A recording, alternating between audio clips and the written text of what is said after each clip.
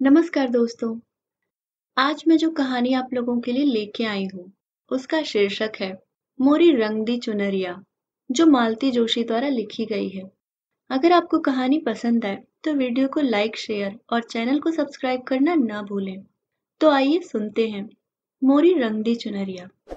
सफर की थकान इतनी थी कि बिस्तर से उठने का मन नहीं था, पर खुशी के मारे नींद नहीं आ रही थी। यह खुशखबरी किसी को सुनाने के लिए मन व्याकुल हो रहा था। कम से कम जया को तो बताना ही पड़ेगा, नहीं तो वह मेरे प्राण ले लेगी। वैसे भी आज की खुशी पर सबसे ज्यादा हक उसी का है। उसी ने इस रिश्ते के लिए इसरार किया था, वरना हम नौकरी पेशा लोग इतनी ऊंची उड़ान भरने के काबिल कहाँ थे। पर उसी ने बार बार कहा, दीदी मेरा मन कहता है मृणाल की शादी यहीं होगी। तेरे मुंह में घी शक्कर। सिर्फ घी शक्कर से काम नहीं चलेगा, चंदेरी साड़ी लूंगी। अरे बनारसी ले लेना, शादी तो होने दो। बनारसी साड़ी गौतम की शादी पर लूंगी, लड़की की शादी में तुम्हें ज्यादा नहीं मोड़ूंगी। मृणाल के लिए मैंने जब से लड़के देखना शुरू किया है, जया उसे अपना कर्तव्य मान बैठी है। मृणाल पर उसकी अपार ममता है। ऐसे वैसे घर की बात तो वह मुझे सोचने भी नहीं देती। एक ही तो लड़की है दीदी, उसे इस तरह निपटाने का भाव मत रखो। 1-2 साल में वह बूढ़ी नहीं हो जाएगी। देर लगे कोई बात नहीं, पर घर वर दोनों को खूब ठोक बजाकर देख लो। ये तो कई बार मजाक में कहते हैं, अच्छा हुआ प्रिंस चार्ल्स की शादी हो गई, नहीं तो तुम्हारी सहेली वही बात चलाने को कहती। मैं जया की व्यथा कथा जानती हूँ, इसलिए उसकी व्यग्रता समझती हूँ। पर इन लोगों को यह कौन समझाए, कितनी बार समझाए। जया 4 बजे कॉलेज से लौटती है, तब तक तो मुझे सब्र करना ही था। पर उसके बाद मैंने 1 मिनट की भी देरी नहीं की। टैक्सी में बैठे बैठे यही सोच रही थी कि जया कितनी खुश होगी। खुश तो बाद में होगी, पहले तो मेरी अच्छी खबर लेगी। बिना बताए ही चली गई थी मैं, पर क्या करती, मजबूरी थी। मृणाल ने साफ मना कर दिया था। इसी शर्त पर वह जाने को तैयार हुई थी। लड़कियों का इस तरह प्रदर्शन करना हमें भी अच्छा नहीं लगता, पर वे लोग यहाँ आने को तैयार न थे। बोले आप लोग बिटिया के साथ यहीं आ जाइए। इन दिनों हमारी बिटिया भी अमेरिका से आई हुई है, उनसे मिलने के लिए सारा परिवार यहाँ इकट्ठा है। आप यहीं आ जाइए तो सबको सुविधा हो जाएगी। मन में ढेर सारी आशंकाएं लेकर हम लोग गए थे। लौटते वक्त मन खुशी से सरोबोर था। मृणाल सबको भा गई थी। उन लोगों ने तो वहीं शगुन कर दिया। कहने लगे सगाई वगाई का चक्कर रहने दीजिए, आप तो जितनी जल्दी हो सके शादी का इंतजाम कीजिए। ये लड़कियां महीना 2 महीना भारत में रहेंगी, तब तक हो जाए तो अच्छा रहेगा। हम लोग किसी तैयारी से तो गए नहीं थे, जो कुछ पास था उसी से टीका कर दिया और शादी की तिथि निकलवा कर चले आए। मुश्किल से महीने भर का समय था और करने को कितना कुछ था। उन लोगों ने तो कह दिया कि ज्यादा टीम टाम की जरूरत नहीं है, हम 20-25 लोग आएंगे, सब परिवार आएंगे, किसी होटल में इंतजाम कर दीजिएगा। शाम को फेरे हो जाएंगे, सुबह हमें विदा कर दीजिए। वे लोग तो इतना कहकर मुक्त हो गए, पर हमारे सामने तो प्रश्न चिन्ह खड़ा हो गया। इतने कम समय में कैसे कुछ हो पाएगा? लड़की की शादी कोई हंसी खेल है? मैडम कहाँ रोकना है? ड्राइवर ने पूछा तो होश आया कि मैं अपने गंतव्य पर पहुंच गई हूँ। जया के घर के सामने गाड़ी रुकवाकर मैंने जल्दी से पैसे चुकाए और उतर पड़ी। जया से मिलने की कुछ इतनी बेसब्री थी कि घंटी बजाते हुए ध्यान ही नहीं रहा कि दरवाजा खुला है। मैंने कुछ झेपते हुए घर में प्रवेश किया। तब तक बड़ी भाभी बाहर निकल आईं। मैंने सोचा अब डांट पड़ेगी, क्या तुम्हें भी इस घर में घंटी बजाकर आना पड़ता है? पर भाभी कुछ बोली नहीं। मैंने ही क्षमा याचना करते हुए कहा, सॉरी भाभी, आपको डिस्टर्ब किया। जया कहाँ है? ऊपर अपने कमरे में। ऊपर जाने का रास्ता भीतर वाले बरामदे में से होकर था। हॉल से गुजरते हुए मैंने देखा 4-5 औरतें बैठी हुई हैं। जया की माँ उनसे बातें कर रही है, पर सारा माहौल बड़ा गुमसुम सा है। मेरी बंगाली चौड़ी पाड़ की साड़ी को उन्होंने इस तरह घूर कर देखा कि मुझे संकोच हो आया। अपनी कलफदार पटलियों को और लहराते पल्लों को सबकी नजरों से बचाने में मैं इतनी व्यस्त हो गई कि जया की माँ ठीक से नमस्ते भी न कर सकी। सीढ़ियां चढ़ते हुए भान हुआ कि उन्होंने भी तो मेरा कुशल क्षेम नहीं पूछा। इतने दिनों तक न आने का उलाहना नहीं दिया। और तब याद आया कि बड़ी भाभी ने भी तो आज बात नहीं की। नहीं तो ऐसा कभी नहीं हुआ कि दोनों भाभीयों से मीठी रात तकरार किए बिना मैं ऊपर गई हूँ। जया के कमरे में एकदम सन्नाटा था। चौबीसों घंटे चीखने वाला टेप रिकॉर्डर चुप था और महारानी पलंग पर लेटी हुई आशा पूर्णा देवी का कोई उपन्यास पढ़ रही थी। ओह, दीदी आई हैं।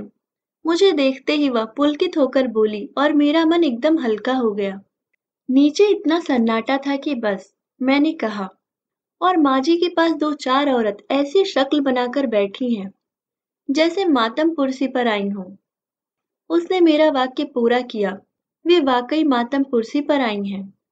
अरे, मुझे अब अपने कपड़ों पर सचमुच शर्म आ रही थी। कौन? मेरा मतलब है किसका देहांत हो गया? हमारे श्रीमान जी गुजर गए। उसने सपाट स्वर में कहा। कौन श्रीमान जी? एक ही तो थे दीदी। मेरी कौन 10-20 शादियां हुई हैं? उसने कहा। उसके बात करने का लहजा कुछ ऐसा था कि सांत्वना की गुंजाइश ही नहीं थी। और फिर सांत्वना भी किस लिए, जिस व्यक्ति का अस्तित्व ही उसके लिए अर्थहीन था। उसके मरने पर शोक और संवेदना का नाटक मुझसे नहीं हो सका, पर उसके घर में तो बकायदा मातम मनाया जा रहा है। जिस व्यक्ति से तुम्हारा कभी कोई संबंध नहीं रहा, उसका शोक तुम लोग क्यों मना रहे हो? यही तो मेरी समझ में नहीं आता। हमें तो उन लोगों ने खबर तक नहीं दी। कोई सवाल ही नहीं था। किसी तीसरे व्यक्ति ने पत्र लिखा है, जो यहाँ चौथे पांचवें रोज पहुंचा है, और बस यहाँ बकायदा मातम शुरू हो गया।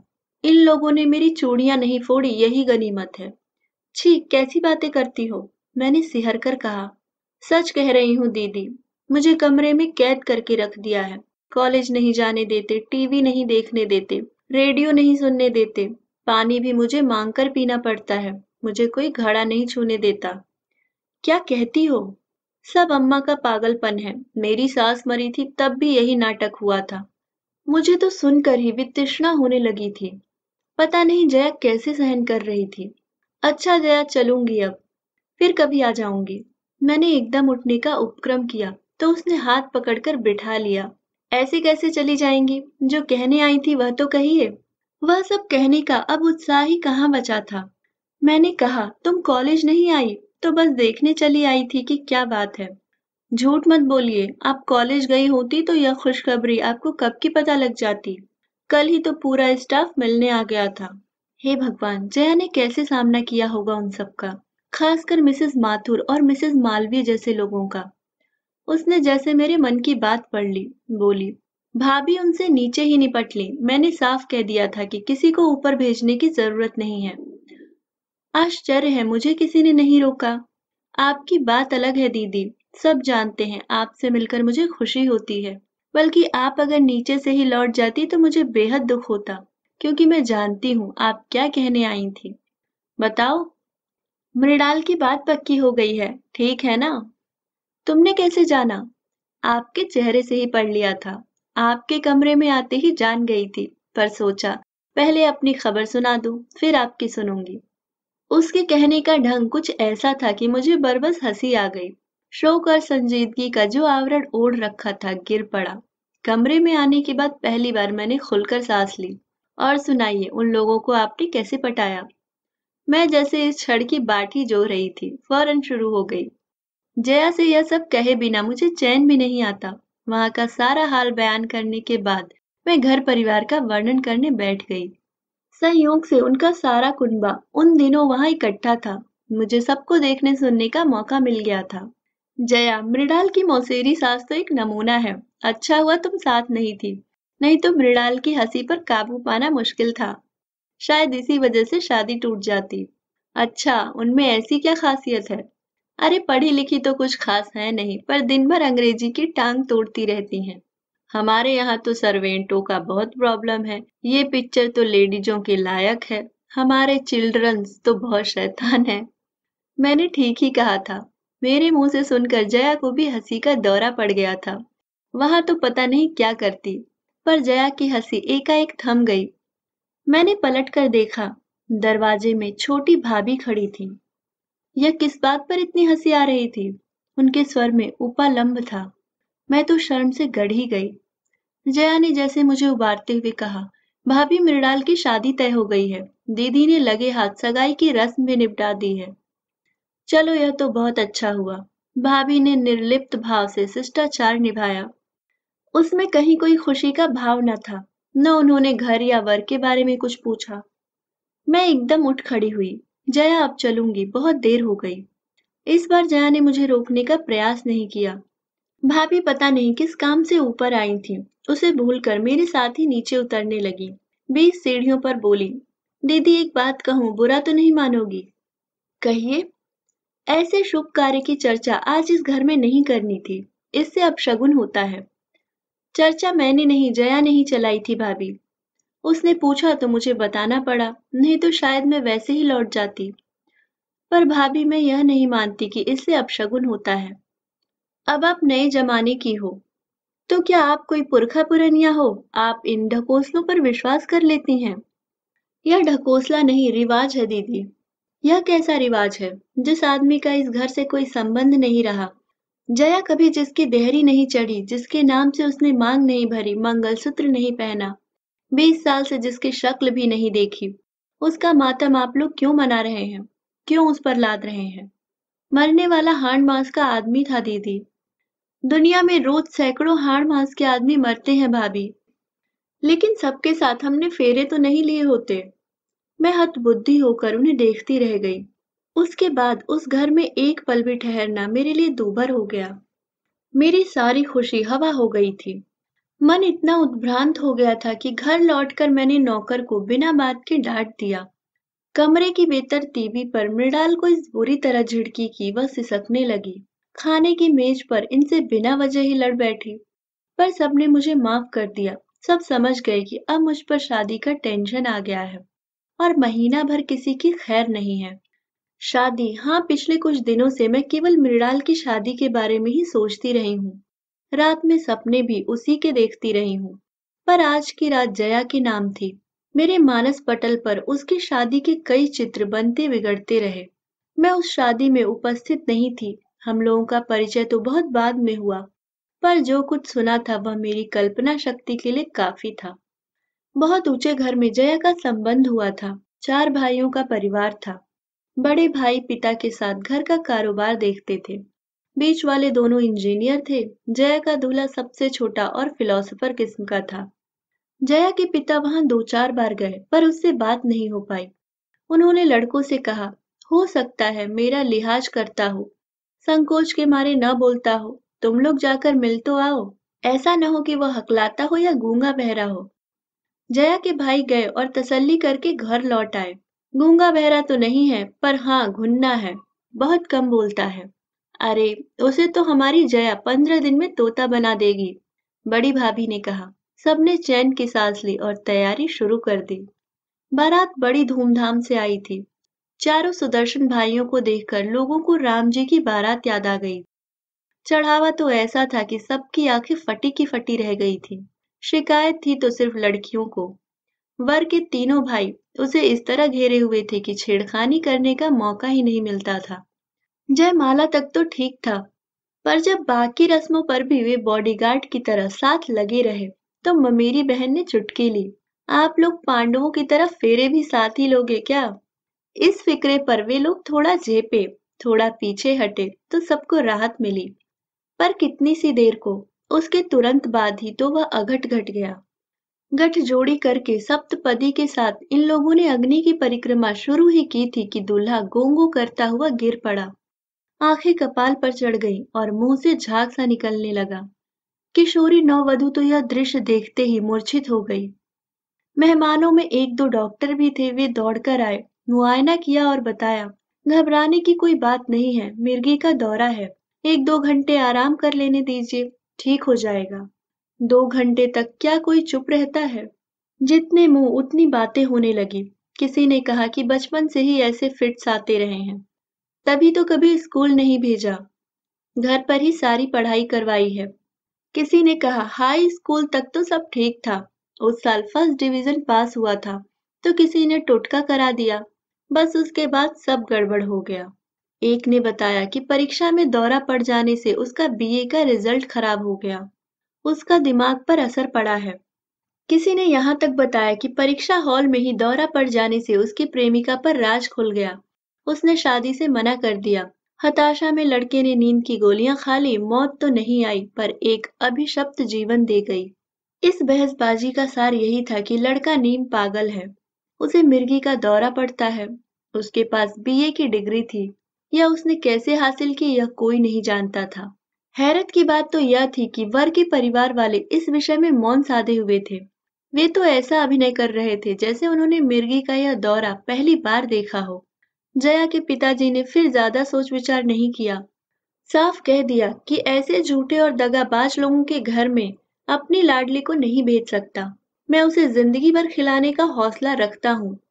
उसके दोनों भाई भी खम ठोक कर खड़े हो गए। बारात बिना दुल्हन के ही विदा हो गई। मैं उन लोगों को दोष नहीं देती दीदी। जया अक्सर मुझसे कहती, उन लोगों ने जो कुछ किया स्वार्थ के वशीभूत होकर किया। उन्होंने सोचा हो कि शायद बहू के पुण्य प्रताप से या सेवा चाकरी से लड़का लाइन पर आ जाएगा। अगर पिताजी इतनी हठकर्मी न करते या मैं भी भावुकतावश जाने का निर्णय कर लेती तो हो सकता है स्थिति में कुछ सुधार भी हो जाता। पर दीदी मुझे तो उन लोगों पर तरस आता है, गुस्सा आता है जिन्होंने इतनी बड़ी बात हमसे छिपाई।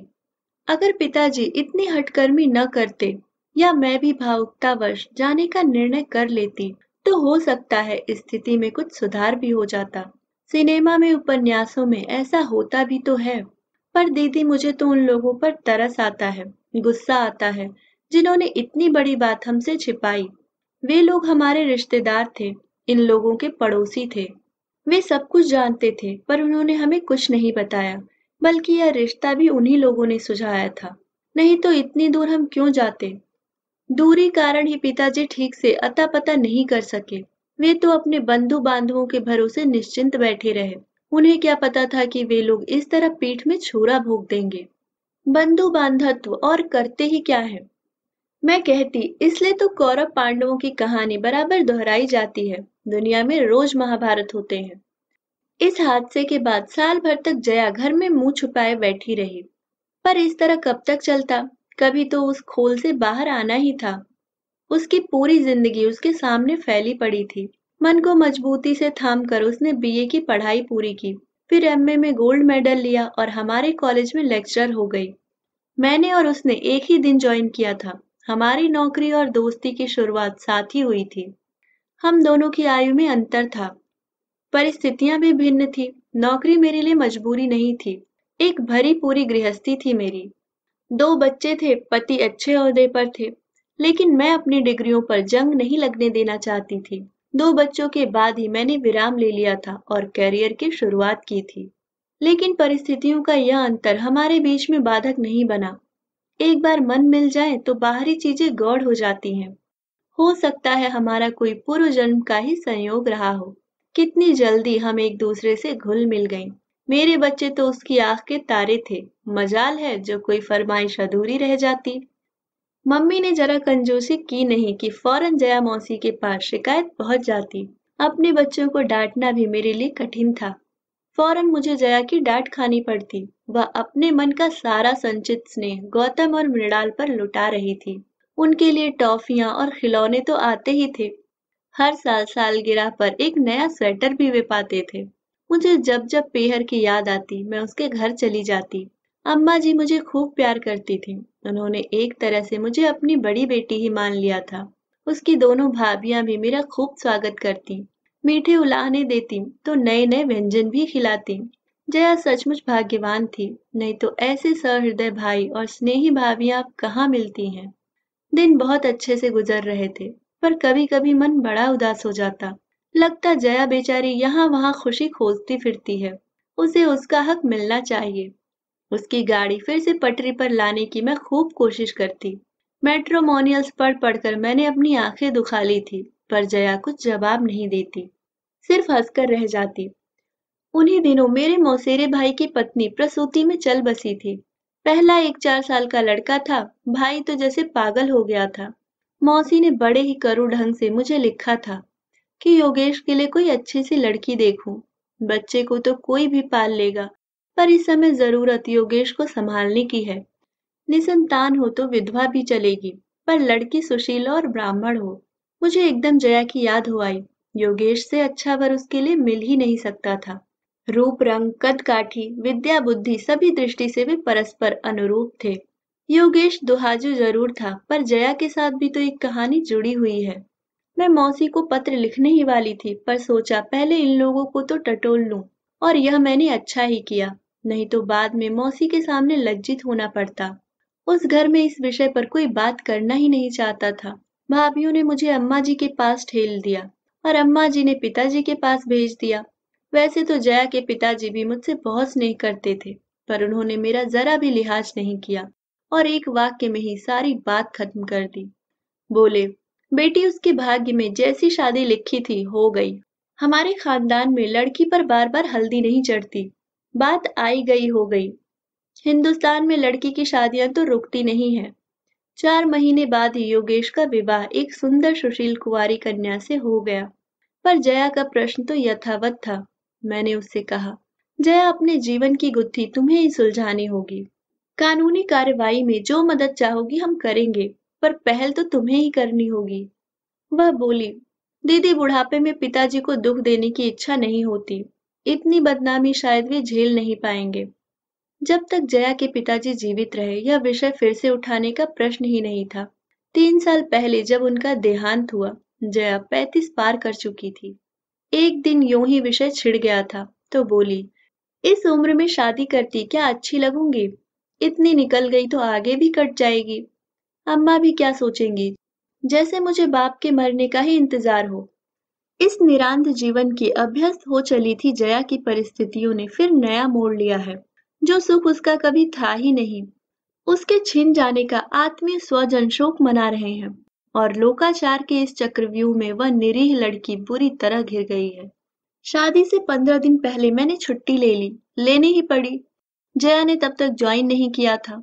जब वह दोबारा कॉलेज जाने लगी तो मुझे आशा थी कि कॉलेज आते जाते किसी दिन वह जरूर आएगी। सारी तैयारियों का मुआयना करेगी, मेरी आलोचना करेगी, सलाह देगी। पर वह एक बार झांकी तक नहीं। मैंने कितने दिनों तक कार्ड्स नहीं छपवाए। उसे बहुत चाव था। जब भी किसी का कार्ड देखती कहती, दीदी मृणाल की शादी में कार्ड्स का कॉन्ट्रैक्ट मुझे देना। देखना ऐसा डिजाइन करूंगी वो शानदार मैटर होगा कि लोग हाल में सजा कर रखेंगे। रिसेप्शन का मेन्यू बनाते हुए उसकी इतनी याद आई। सुनार की दुकान पर अकेले पांव देने का मन नहीं हो रहा था। ढेर सारी साड़ियां खरीदनी पड़ी, पर शॉपिंग का कोई मजा नहीं आया। दुकानदार भी अक्सर पूछ लेते थे, मैडम आज आपकी सहेली नहीं आई? मैंने तो कभी सोचा भी नहीं था कि वह मेरी जिंदगी का इतना जरूरी हिस्सा बन गई है। कार्ड देने तो उसके यहाँ जाना ही था। हम लोगों ने पूरे परिवार को सादर आमंत्रित किया। फिर मैंने जया से कहा, तुम्हें तो पूरे 2 दिन की छुट्टी लेनी पड़ेगी।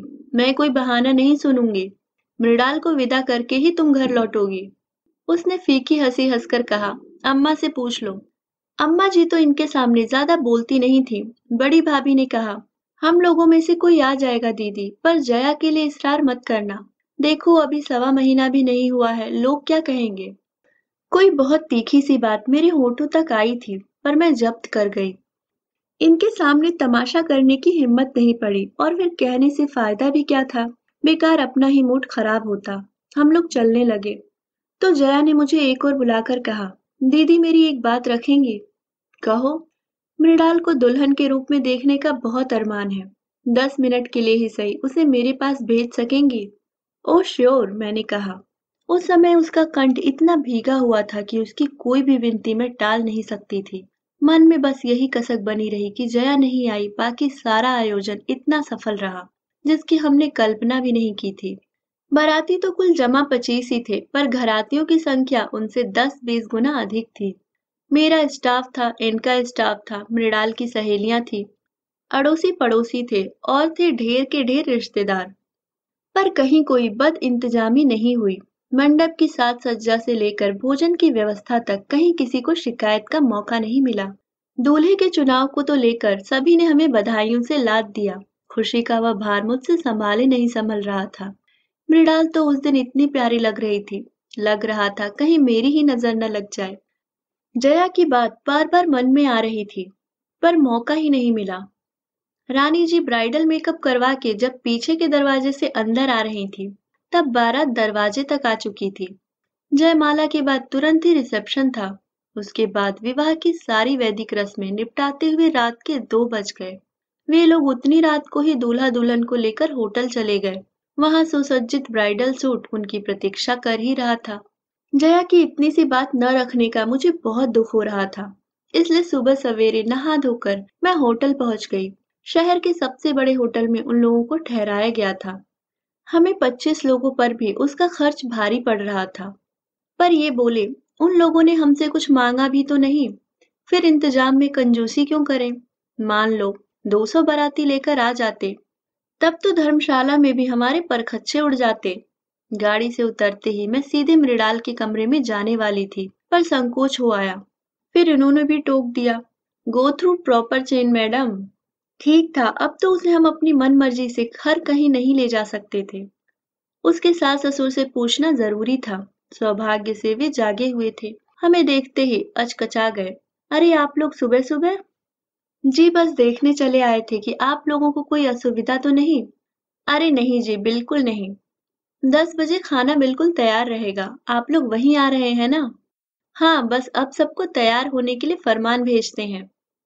एक रिक्वेस्ट थी। समधिन को इतना मक्खन लगाने के बाद मैंने असल बात शुरू की। कहिए। मेरी एक सहेली कल शादी में नहीं आ सकी थी। मृणाल को वह बहुत प्यार करती है। जाने से पहले 10 मिनट के लिए दोनों वहां हो आएंगे तो उसका मन रह जाएगा। उसने बार बार कहलवाया है। लेकिन वे शादी में क्यों नहीं आई? क्या बीमार है? हाँ, बस यही समझ लीजिए। दरअसल उनके हस्बैंड की अभी अभी डेथ हुई है। अब इन्हें बीच में बोलने की क्या जरूरत थी? कौन सी बात कहाँ कहनी चाहिए? इसका विवेक तो पुरुषों को कभी होता ही नहीं। दरअसल बात यह है बहन जी, मैंने कहना शुरू किया, पर चुप हो गई। जया की कहानी क्या इस तरह एक सांस में किसी को सुनाई जा सकती है? मुझे तो आश्चर्य हो रहा है मिसेस कुमार। अभी तो लड़की की हल्दी भी नहीं उतरी और आप उसे ऐसी जगह भेज रही हैं। अपने ही हाथों अपनी बेटी का अपशगुन कर रही हैं। आश्चर्य तो मुझे होना चाहिए था। मैंने तो कह भी दिया। बहन जी, आप तो यूरोप में 8-10 साल रह चुकी हैं। क्या आप भी इन चीजों को मानती हैं? यूरोप में रहने से क्या होता है? कोई हम अंग्रेज थोड़े ही हैं, अपनी संस्कृति थोड़े ही छोड़ देंगे। मैं उनके कटे बालों को, रंगे होठों को, तराशी भौहों को और अनावृत बाहों को देखती रही। विदेश सेवा में रत अपने पति के साथ मैडम ने सिर्फ चोला बदला था। मन तो अब भी वही घोर परंपरावादी था और घर परिवार में उनके इसी गुण की प्रशंसा होती होगी। फलाने की बहू इतने दिन फॉरेन रहकर आई है पर अपनी संस्कृति नहीं भूली। ये कौन सी संस्कृति है? समधी जी ने शायद मेरे मनोभावों को पढ़ लिया था। खींचकर पत्नी से बोले, ये कैसी ढकोसलेबाजी में पड़ी हो? जाने दो बच्चों को, 2 मिनट में कुछ नहीं बिगड़ता।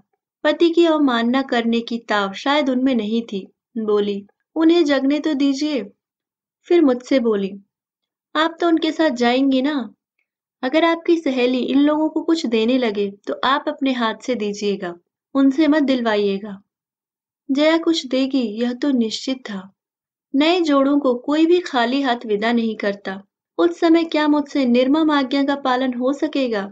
मैं जया को खुशी देने जा रही हूँ, उसका अपमान करने नहीं। तो रहने ही देते हैं। मैं एकदम उठकर खड़ी हो गई। आपने शंका उठाई है तो अब मेरा मन डवाडोल होने लगा है। वही तो, वे खुश होकर बोली, हम लोगों के इतने पुराने संस्कार हैं, वे सहज ही में थोड़े ही जाते हैं। पुरुषों को तो किसी चीज का विधि निषेध नहीं है, पर हम लोग तो इतनी लापरवाह नहीं हो सकती। हर बात को 10 बार सोचना पड़ता है। उनका प्रवचन सुनकर पहली बार पछतावा हुआ। मृणाल के लिए घर ढूंढने में हमने कोई भूल तो नहीं की। मृणाल गई और घर एकदम सूना हो गया। मेहमानों से ठसाठस भरा हुआ था, फिर भी भाय भाय कर रहा था। यही तो फर्क होता है। बेटे की शादी होती है तो घर खुशियों से भर जाता है, पर बेटी के साथ तो सारी रौनक ही विदा हो जाती है। करने को तो अब भी कितने काम थे, पर पहले वाले उत्साह का कहीं अंश मात्र भी शेष नहीं था। 4-5 दिन बाद फोटोग्राफर एल्बम बनवाकर दे गया, तो मुझे जैसे एक खिलौना मिल गया। मैं घंटों बैठी अपनी लाडली को निहारती रहती, हर आने जाने वाले को दिखाती रहती।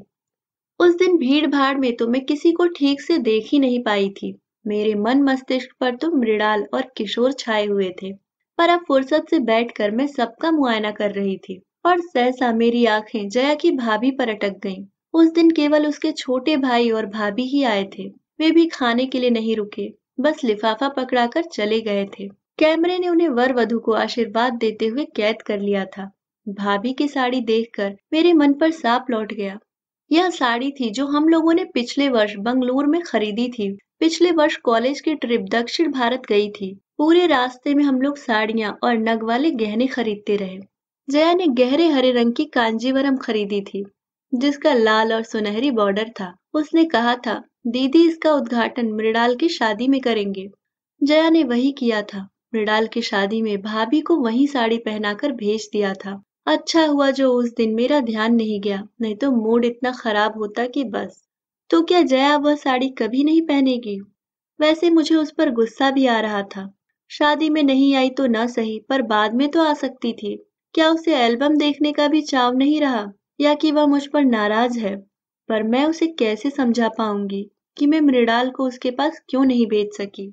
पूरे 1 महीने की छुट्टी के बाद दोबारा कॉलेज जाते हुए मन खुशी से सराबोर था। पहले ही दिन शादी का एल्बम साथ ले जाना मैं नहीं भूली थी। स्टाफ रूम में दिन भर अच्छा शगल चलता रहा। मुझे लोगों ने दोबारा बधाइयों से लाद दिया, तारीफों के पुल बांधे गए। मैं भीतर ही भीतर पुलक से भर उठी। पर जया को देखते ही सारी खुशी को पाला मार गया। उसने तो सचमुच ही जैसे वैराग्य धारण कर लिया था। मुझे तो उसके पास बैठकर बात करने में भी संकोच होने लगा। मैं तो उससे लड़ने का इरादा लेकर आई थी। मुझे उससे माफी भी मांगनी थी। उसके सूखे चेहरे और रूखी वेशभूषा से अभ्यस्त होने में मुझे 4-5 दिन लग गए। उसके बाद मैंने कहा, जया बाजार कब चलना है? किस लिए? चंदेरी साड़ी लेनी है ना? अरे दीदी, मैंने तो मजाक किया था। लेकिन मैंने तो मजाक नहीं समझा था।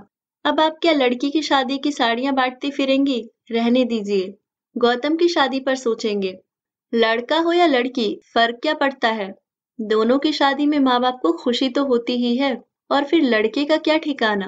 कल को कनाडा से एक मेम ले आएगा और कहेगा, मम्मी यह रही तुम्हारी बहू। तब क्या होगा?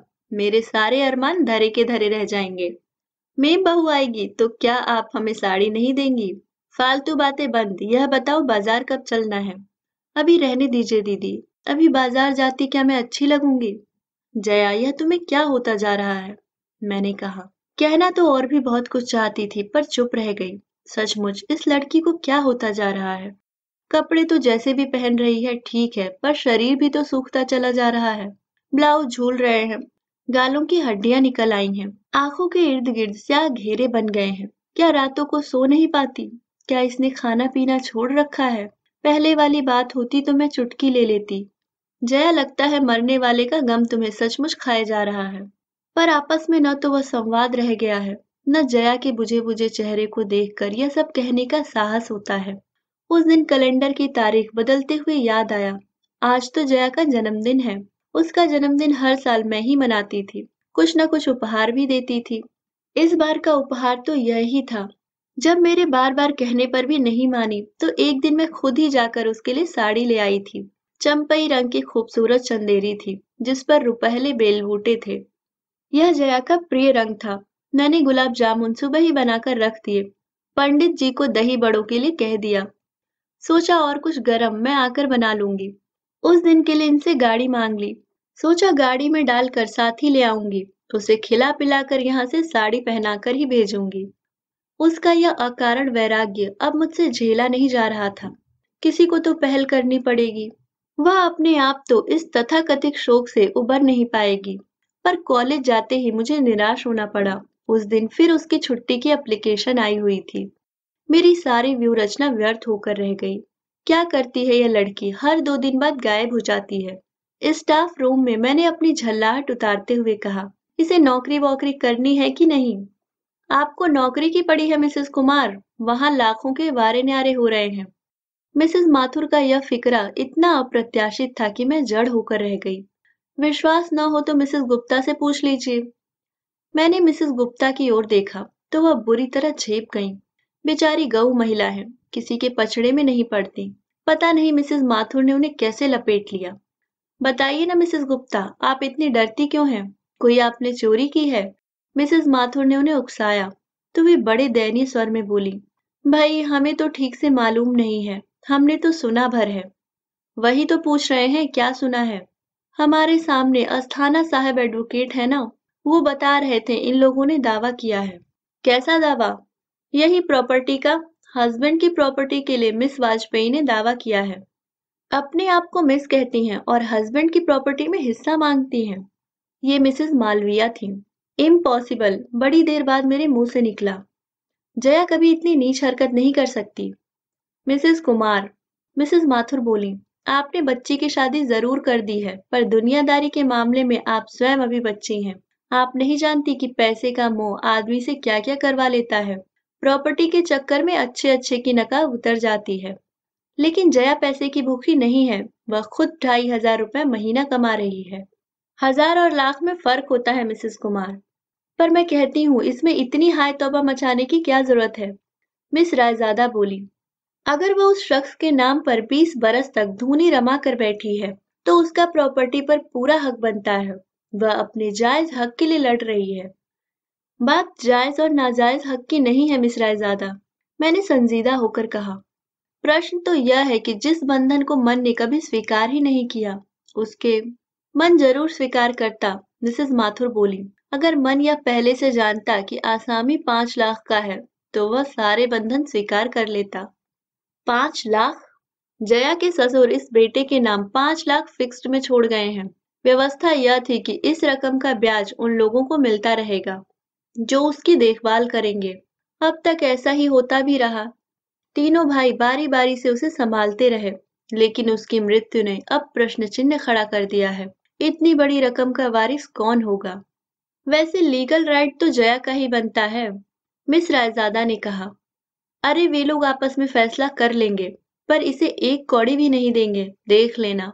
सुना है इन लोगों ने नोटिस भेजा है। उससे क्या फर्क पड़ता है? मुझे तो उस आदमी की मृत्यु भी स्वाभाविक नहीं लगती। स्टाफ रूम में फिर मृत्यु के कारणों की चर्चा चल पड़ी। कई तर्क कुतर्क उछाले गए, पर मेरा मन उस बातचीत से बहुत दूर चला गया था। जो कुछ सुना था, उस पर विश्वास करना कठिन हो रहा था। पर इतने सारे लोग झूठ तो नहीं बोल सकते। उस शाम मैं अपने को ठेल ठाल कर उसके घर ले गई। वहां जाने की अब पहली सी ललक मुझ में नहीं रही थी।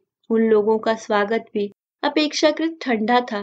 मुझे लगा कि यह संबंध अब बहुत दिनों तक ढोया नहीं जा सकेगा।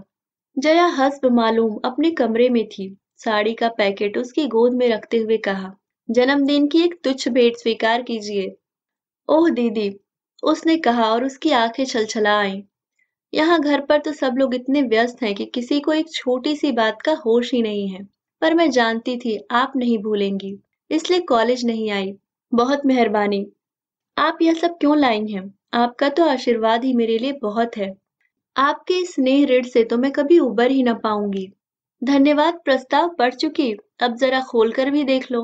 उसने कांपते हाथों से पैकेट खोला और विस्मय विमुग्ध होकर देखती रही। कुछ देर तक तो साड़ी को गोद में रखकर उसकी मुलायम सतह पर हाथ फेरती रही, फिर उसे गालों से लगाकर उसके रेशमी छुअन को अपने भीतर समोती रही।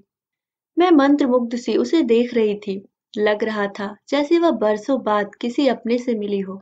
कुछ देर तक वह कमरे में मेरी उपस्थिति को भूल ही गई थी। सुनो जया, कल तुम यह साड़ी पहनकर कॉलेज आओगी? कोई बहाना नहीं चलेगा। तुम्हारा वैराग्य पर्व अब समाप्त करना ही पड़ेगा। वह कुछ देर तक मुझे देखती रही और एकदम बिलख पड़ी। दीदी मरने वाला अपने साथ मेरे पहनने ओढ़ने का सुख भी ले गया। अब यह साड़ी मेरे किसी काम की नहीं है। और वह भवक कर रो पड़ी। पति की मृत्यु के 2.5 महीने बाद जया का बांध टूटा था। मुझे समझ में नहीं आ रहा था कि उसे सांत्वना कैसे दूं, क्योंकि मैं नहीं जानती थी कि उसके दुख की जाति क्या है। मैं सिर्फ उसकी पीठ पर बालों पर हाथ फेरती रही। मैंने उसे चुप कराने का भी प्रयास नहीं किया। इतने दिनों से संचित आवेग का बह जाना ही ठीक था। बहुत देर तक रो लेने के बाद वह कुछ हल्की हो आई। बड़े ही तरल स्वर में उसने कहा, अगर मुझे कुछ देना ही चाहती हैं दीदी, तो एक सफेद चिकन की साड़ी लाकर दे दीजिए। खुद जाकर खरीदने का साहस मुझ में नहीं है। तो तुम अब सफेद साड़ी भी पहनोगी? हाँ दीदी, बिल्कुल टिनोपाल काइट साड़ी। उसे पहनकर औरत देवी लगती है। उसे देखकर दया भी उपजती है और श्रद्धा भी। मैंने ध्यान से सुना। उसकी बातों में वह पुरानी जया फिर से झांकने लगी थी। शायद जी भरकर रो लेने से मन पर पड़ी उदासी की परत धुल गई थी। मैंने भी फिर उसी मूड में उत्तर दिया, खबरदार जो कॉलेज में सफेद साड़ी पहन कर आई, मैं गेट के भीतर कदम नहीं रखने दूंगी। कॉलेज की नहीं दीदी, मैं तो कोर्ट की बात कर रही हूँ। वहां तो सफेद साड़ी पहनकर ही जाना पड़ेगा। अगर असहाय निराश्रित विधवा का रूप नहीं धरूंगी तो जज साहब पसीजेंगे कैसे? कितनी आसानी से बेतकल्लुफी से वह इतनी बड़ी बात कह गई थी। उसके माथे पर शिकन तक नहीं आई। मुझे वितृष्णा सी होने लगी। क्षण भर पहले ममता से उमगता मेरा मन काठ हो आया। तो मैंने जो सुना है वह सब सच था? क्या इसलिए यह नाटक हो रहा था? नहीं दीदी, अब तक जो हुआ वह लोकाचार था। नाटक तो अब मैं करूंगी, आप देखती जाइए। Jaya, how can you? गुस्से के मारे मेरे मुंह से शब्द भी नहीं निकल सके। आप यही कहना चाहती हैं ना कि जिसके दुख सुख में मैंने कभी हिस्सा नहीं बटाया, उसकी संपत्ति में हिस्सा क्यों मांग रही हूँ? जिसका नाम कभी मैंने अपने नाम के साथ नहीं जुड़ने दिया, उसके वारिसों की लिस्ट में नाम क्यों लिख रही हूँ? आप यही कहना चाहती हैं ना? हाँ, मैं यही कहना चाहती हूँ। मैं यही पूछना चाहती हूँ कि जरा से रुपयों के लिए तुम अपने आत्मसम्मान को ताक पर क्यों रख रही हो? क्या आप सोचती हैं मैं यह सब अपनी मर्जी से कर रही हूँ? तो किसकी मर्जी से कर रही हो? और मर्जी किसी की भी हो, क्या फर्क पड़ता है? करने वाली तो तुम हो। मजबूरी है दीदी। कभी कभी मनुष्य को ऐसे भी काम करने पड़ते हैं जिसके लिए मन गवाही नहीं देता। ऐसी कौन सी मजबूरी है? मजबूरी यह है कि इस मन से परे भी एक दुनिया है जिसमें माँ है, भाई भतीजे हैं, भाभियां हैं। वे लोग क्या कहते हैं? कहते हैं कि समय के साथ चलना सीखो। अम्मा कहती हैं कि तुम्हें भाइयों के पास ही रहना है तो उनकी होकर रहो, उनके मन की करो। और भाई कहते हैं, दीदी कितना आदर्श परिवार था हमारा। लोग घर की बहू बेटियों के सामने हमारी घर की मिसाल रखते थे। कितने उतार चढ़ाव आए होंगे, पर हमारे यहाँ कभी चकचक नहीं हुई। सास बहू ननद भौजाई देवरानी जेठानी इनके बीच कभी तकरार नहीं हुई।